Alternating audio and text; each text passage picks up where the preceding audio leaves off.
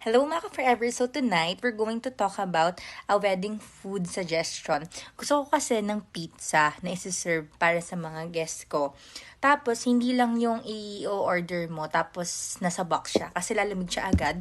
Gusto ko may personal chef or may catering na nag-o-offer ng pizza, yung ganito lang kaliit na pizza, ganyan. Hindi yung super laki, tapos isi-serve siya per table or for per person, like apat na pizza siya, ganun. Tapos maliit lang. Tapos gusto ko talaga nagme-melt pa yung cheese kasi nakaka-addict siya kainin.